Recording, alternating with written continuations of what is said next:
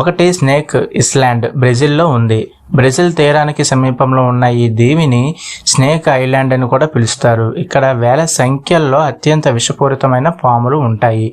Golden lens head wiper ఉంటాయి. సాధారణ ప్రజలకు ప్రవేశం పూర్తిగా నిషేధించబడింది.